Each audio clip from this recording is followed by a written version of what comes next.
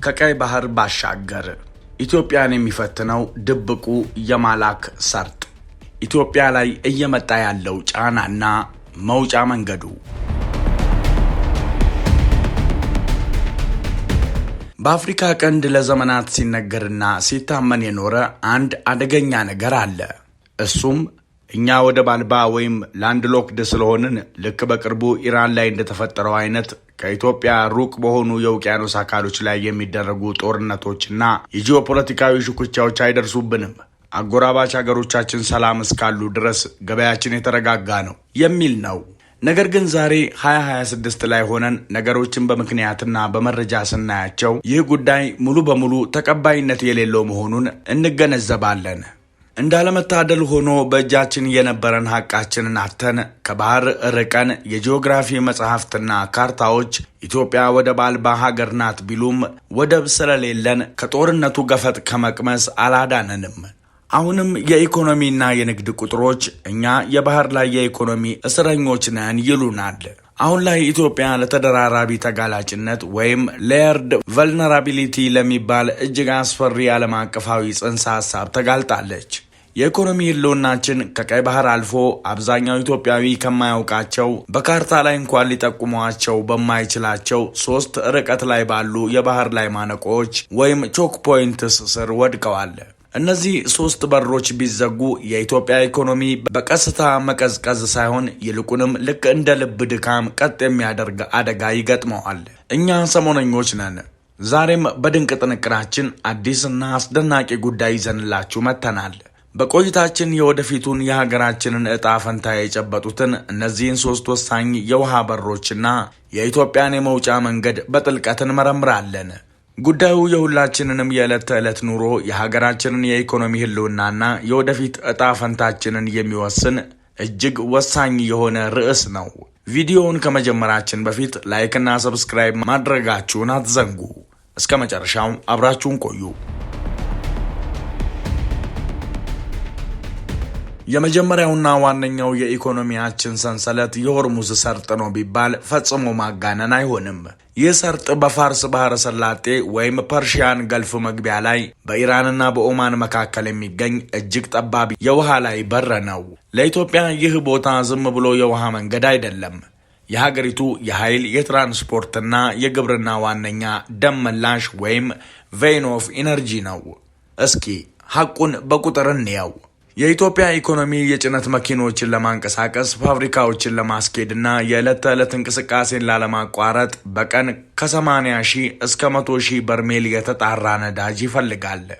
በቅርቡ በቀጠናው ከተከሰቱት ወታደራዊ ውጥረቶች በፊት 98 በመቶ የሚሆነው የዚህ ነዳጅ አቅርቦት በቀጥታ የሚመጣው በዚሁ በሆርሙዝ ሰርጥ አቋርጠው ከሚመጡት የባህረ ሰላጤው ሀገራት ነዳጅ ማጣሪያዎች ነው። የሆርሙዝ በር በጦርነት ወይም በጂኦፖለቲካዊ ውጥረት ስጋት ላይ ሲወድቅ አሁን እንዳየነው በኢትዮጵያ ውስጥ ያለው ተጽዕኖ የቅጽበት ነው። ቤንዚን ማደያዎች ባዶ ይሆናሉ፣ የትራንስፖርት ዋጋ ይሰቀላል። ነገር ግን ጉዳዩ የነዳጅ ብቻ አይደለም። ኢትዮጵያ 120 ሚሊዮን ሕዝቧን ለመመገብ በየዓመቱ ወደ 2.1 ሚሊዮን ሜትሪክ ቶን ማዳበሪያ ከውጭ ታስገባለች። የዚህ ማዳበሪያ ግብአቶች ማለትም እንደ ዩሪያ እና ዳፕ ያሉ ወይም ያለቀለት ምርት በዚሁ አካባቢ ማለፍ ግድ ይለዋል። በ2026 ባለው መረጃ መሰረት በሆርሙዝ አካባቢ በተፈጠረው ከፍተኛ የጸጥታ ስጋት ምክንያት የትራፊክ ፍሰቱ በ15 በመቶ ቀንሷል። ይህ ሁኔታ ለኢትዮጵያ የሆርሙዝ ድንጋጤ ወይም ሆርሙዝ ሾክ እየፈጠረባት ነው። ይህ በር ሙሉ በሙሉ ቢዘጋ የማዳበሪያ ዋጋችን በ1 ቶን እስከ $800 ሊያሻቅብ እንደሚችል ተገምቷል። ይህ ማለት ደግሞ ምርት በእጅጉ እንዲቀንስ የሚያደርግና አርሶ አደሮቻችንን ለከፋ ኪሳራ የሚዳርግ ብሎም የሀገር ውስጥ የምግብ ዋጋን እጥፍ የሚያደርግ አስከፊ ክስተት ይሆናል። የኢትዮጵያ የሎጂስቲክስ ጉሮሮ፣ የባብኤል ማንደብ መተላለፊያ። በዓለም አቀፍ የባህር ላይ ንግድ ታሪክ ይህ ቦታ የእምባ በር ወይም ጌት ኦፍ ቲርስ በመባል ይታወቃል። ለኢትዮጵያ ደግሞ ይህ ስያሜ ከምንጊዜውም በላይ እውነት የሆነበትና መሪር እምባ ያሳየበት ዘመን ላይ ደርሰናል። የባብኤል ማንደብ ባህረ ሰላጤ ቀጥተኛው የፊተኛው በራችን ነው። በጅቡቲና በበርበራ ወደቦች በኩል የምንጠቀመውና የምንገዛው 95 በመቶ የሚሆነው ማንኛውም ምርት ወደ ሀገር ውስጥ የሚገባው በዚህ ጉሮሮ ውስጥ በማለፍ ነው። አሁን ያለውን የማጓጓዣ ቀውስ ወይም ሺፕመንት ክራይሲስ ስንመለከት መስተጓጎሉ አደጋው ጣሪያ የነካ ሆኗል። በቀይ ባህር በኩል የሚያልፉ መርከቦች ትራፊክ በ75 በመቶ በአስደንጋጭ ሁኔታ ቀንሷል። ለአንድ ኢትዮጵያዊ አስመጪ ወይም ነጋዴ ይህ ማለት መደበኛው የምርት ማምጫ መንገድ ሙሉ በሙሉ ተዘግቷል እንደማለት ነው። መርከቦች አሁን የየመንን የሁቲ ታጣቂዎች ሚሳኤል ለማምለጥ ሲሉ ረጅሙን የደቡብ አፍሪካ ኬፕ ኦፍ ጉድ ሆፕ ዙሪያ በመዞር አፍሪካን አቋርጠው እየተጓዙ ነው። ይህ አስገዳጅ መዞር የጉዞ ርቀትን በ48 በመቶ የማጓጓዣ ጊዜን ደግሞ በ45 በመቶ ጨምሮታል። ይህ በመሬት ላይ ሲተረጎም ምን ማለት ነው ካልን ቀድሞ አዲስ አበባ ወይም ድሬዳዋ ለመድረስ 30 ቀን ይወስድ የነበረ የዕቃ ኮንቴነር አሁን 50 ቀን ይወስድበታል ማለት ነው። የባህር ላይ ኢንሹራንስ ኩባንያዎች ከፍተኛ የስጋት ክፍያዎችን ወይም ሃይ ሪስክ ፕሪሚየም መደበኛ አድርገዋቸዋል። ይህም በእያንዳንዱ ኮንቴነር ላይ በሺዎች የሚቆጠሩ ዶላሮችን ይጨምራል። ይህ በኢኮኖሚ ቋንቋ ከውጭ የመጣ የዋጋ ግሽበት ወይም ኢምፖርትድ ኢንፍሌሽን ይባላል። እያንዳንዱ የሁቲ ታጣቂዎች ሚሳኤል በተተኮሰ ቁጥር በመርካቶ ገበያ የ1 ሊትር የምግብ ዘይት፣ የአንድ ኮምፒውተር ወይም የመኪና መለዋወጫ ዋጋ ንረት ያሳያል። እኛ ያልፈጠርነው እኛ የማንዋጋው እንዲሁም የኛ ያልሆነ ጦርነት እኛን እያስከፈለን ይገኛል።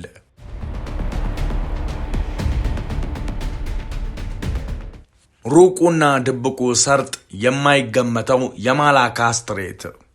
አሁን ደግሞ አብዛኛው ኢትዮጵያዊ ወደማያውቀውና ወደማይገምተው የማይታወቀው ምክንያት እንምጣ። በማሌዥያና በኢንዶኔዥያ መካከል የሚገኘው የማላካ ስትሬት ከእኛ በሺዎች የሚቆጠሩ ኪሎ ሜትሮች ይርቃል። ታዲያ በምስራቅ አፍሪካ የምትገኝ ሀገር በደቡብ ምስራቅ እስያ ስለሚገኝ አንድ ጠባብ የውሃ መንገድ ለምን መጨነቅ አለባት ብላችሁ ልትጠይቁ ትችላላችሁ። ምክንያቱ አንድና ግልጽ ነው። ኢትዮጵያ ባለፉት ዓመታት የውጭ ጉዳይና የኢኮኖሚ ፖሊሲዋን ፊቷን ወደ እስያ በማዞሯ ነው። የሀገራችን የኢንዱስትሪ ልብ ትርታ የሚመታው ከዚህ ቦታ ጋር ተቆራኝቶ ነው። ቁጥሮች 2026 ዓ.ም ከወጡ መረጃዎች አንጻር የኢትዮጵያ ከቻይና ጋር ያላት የንግድ ልውውጥ ከ13 ቢሊዮን የአሜሪካን ዶላር በላይ ሆኗል።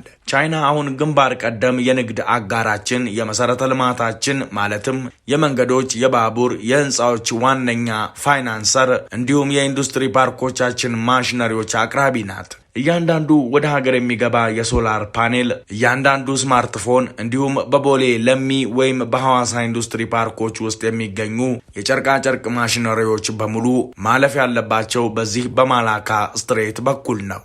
ከዚህም ባሻገር ወደ ማዕድ ቤታችን እንመልከት። ኢትዮጵያ በየዓመቱ በ100 ሚሊዮኖች የሚቆጠር ዶላር ወደ ማሌዥያና ኢንዶኔዥያ በማፍሰስ ከፍተኛ መጠን ያለው የዘንባባ ዘይት ወይም ፓልም ኦይል ታስገባለች። በ2023 ብቻ ከማሌዥያ የተደረገው የገቢ ንግድ ከ264 ሚሊዮን ዶላር በላይ የነበረ ሲሆን ይህንንም አብዛኛውን ድርሻ የሚይዘው የምግብ ዘይት ነው።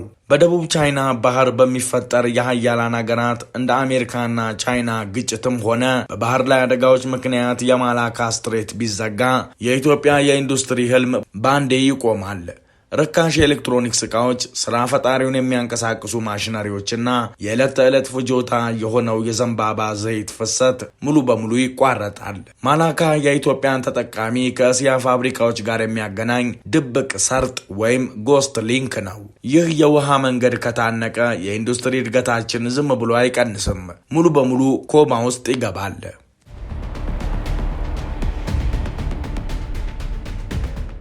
የስርዓት መናጋት ማነቆቹ በአንድ ላይ ሲገጥሙ ምን ይፈጠራል?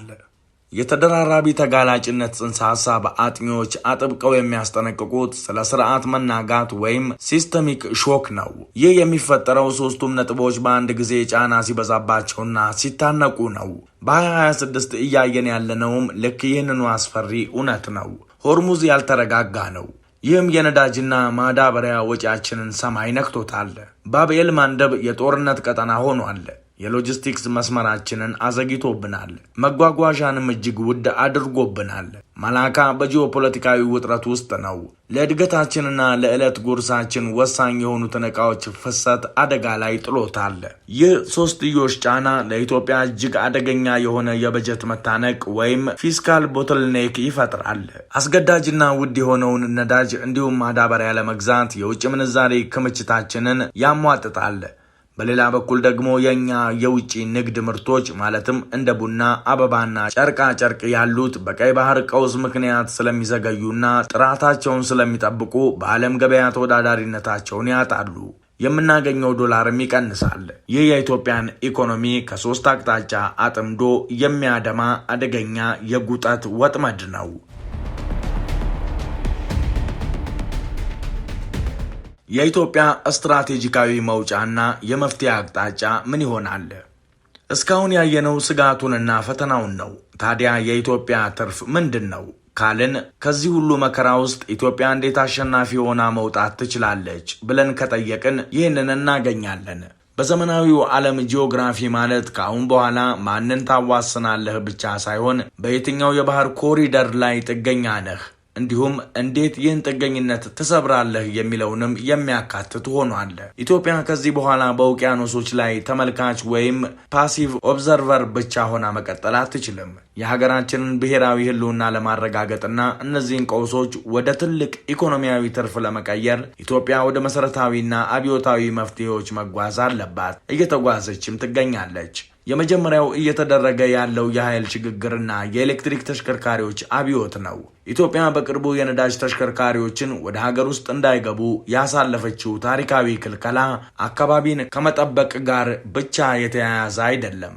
ይህ ቀጥታ የብሔራዊ ደህንነትና የኢኮኖሚ ነጻነት ጉዳይ ነው። የሀገሪቱን ትራንስፖርት በታላቁ የኢትዮጵያ ህዳሴ ግድብና በሌሎች የውሃ ኃይሎች ወደሚመነጨው ንጹህ ኤሌክትሪክ ስንሸጋገር ራሳችንን ከሆርሙዝ ስትሬት ስጋት ሙሉ በሙሉ እያላቀቅን ነው። በአዲስ አበባ፣ በሐዋሳ፣ በድሬዳዋ ወይም በባህር ዳር ጎዳናዎች ላይ የምትሽከረከር እያንዳንዷ የኤሌክትሪክ መኪና በሆርሙዝ ማነቆ በኩል የምንለምነውንና በውድ ዶላር የምንገዛውን 1 በርሜል ነዳጅ ታስቀራለች ማለት ነው። ይህ የውጭ ምንዛሪያችንን ከማዳንም በላይ ከነዳጅ ፖለቲካ ጥገኝነት ያላቅቀናል። እውነተኛ ኢኮኖሚያዊ ትርፍም ያመጣልናል። ሁለተኛው የባህር ላይ ደህንነት ዲፕሎማሲና ተሳትፎ ነው። ኢትዮጵያ ከምስራቁ ዓለም ጋር ያላት የ13 ቢሊዮን ዶላር ንግድን ለመጠበቅ በኢንዶ ፓሲፊክና በተለይም በቀይ ባህር ደህንነት ላይ የራሷ ጠንካራ ድምፅና ተሳትፎ ሊኖራት እንደሚገባ በሚገባ ትገነዘባለች። የኢትዮጵያ ትልቅ ስትራቴጂካዊ ትርፍ እዚህ ላይ በግልጽ ይታያል። ዝም ብሎ ሌላው ሀገር በሚያመጣው ዕቃ ላይ ጥገኛ ከመሆን ጠንካራ የባህር ኃይል አቅምን እስከ መገንባትና ስትራቴጂካዊ የወደብ ስምምነቶችን ለምሳሌ ከሶማሌላንድ ጋር የተፈረመው ታሪካዊ የመግባቢያ ሰነድን መሰረት በማድረግ ወደብ አልባ እስረኛ ከመሆን ወጥታ የቀጠናው የጸጥታ አስከባሪ ዋነኛ ተዋናይ ወይም ሪጂናል አንከር ለመሆን እየሰራች ነው። የራስህ የባህር በርና የባህር ኃይል ሲኖርህ የንግድ መስመርህን ማንም በቀላሉ ሊዘጋው አይችልም። ይህ ለኢትዮጵያ የጂኦፖለቲካዊ የላቀ ትርፍ ያስገኝላታል። ሌላኛው የሀገር ውስጥ የማምረት አቅም መጨመር ሲሆን የማላካን ስትሬት ስጋትና የባብኤል ማንደብን የትራንስፖርት ውድነት ከስሩ ለመፍታት የኢትዮጵያ ትልቁ ትርፍ ያለው በማምረት ላይ ነው። ሀገሪቱ የራሷን የዘንባባ ዘይትና ሌሎች የምግብ ዘይቶችን በሀገር ውስጥ ለማምረት ሰፊ የእርሻ ኢንቨስትመንቶችን ማበረታታት ጀምራለች። እንዲሁም ማዳበሪያን በሀገር ውስጥ ከሚገኙ የተፈጥሮ ጋዝና ማዕድናት ለማምረት የሚደረገው ጥረት የሀገሪቱን የግብርና ሴክተር ከውጭ ጥገኝነት ያድነዋል። ይህ ከማሌዥያ፣ ከኢንዶኔዥያ እና ከመካከለኛው ምስራቅ የምናስመጣውን በሚሊዮን የሚቆጠር ዶላር በማዳን የሀገር ውስጥ አምራቾችንና አርሶ አደሮችን በእጅጉ ተጠቃሚ ያደርጋል። ችግሩን አውቆ ቀውሱን ወደ መልካም አጋጣሚ በመቀየር የራስን አቅም መገንባት፣ ይህ ነው ትክክለኛው የኢትዮጵያ ትርፍ። ወደ ማጠቃለያው ስንመጣ ደግሞ የሆርሙዝ የባብኤል ማንደብና የማላካ ውሃዎች የኢትዮጵያ ኢኮኖሚ የማይታዩ ነገር ግን እጅግ ጠንካራ የሆኑ ሰንሰለቶች ናቸው። ላለፉት ዓመታት አስደናቂ የሆኑ የኢንዱስትሪ ፓርኮችን፣ ግዙፍ መሰረተ ልማቶችንና የዓለም አቀፍ ደረጃ ያላቸውን ግድቦች በተሳካ ሁኔታ ገንብተናል። ነገር ግን የንግድ መስመሮቻችንና የባህር በሮቻችን ተጋላጭ እስከሆኑ ድረስ ይህ ብልጽግናችን የተሟላ ሊሆን አይችልም። ያለፉት 10 ዓመታት ፊትን ወደ ምስራቅ የማዞር የኢኮኖሚ ፖሊሲ ትልቅ የሀብትና የኢንቨስትመንት እድገት አምጥቶልናል።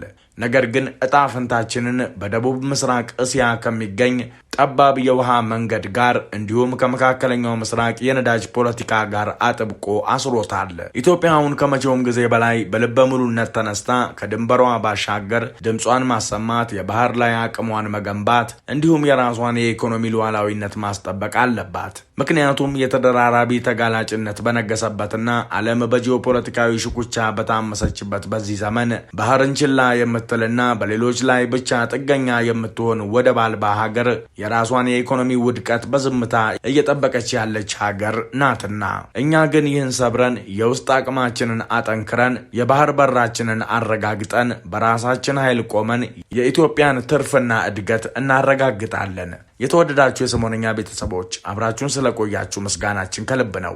ሰብስክራይብ በማድረግ ቤተሰብ ሁኑን። በሌላ ጥንቅር እስክንገናኝ ሰናይ ጊዜ። ሰላም በምድራችን ላይ ይስፈን። ሰላም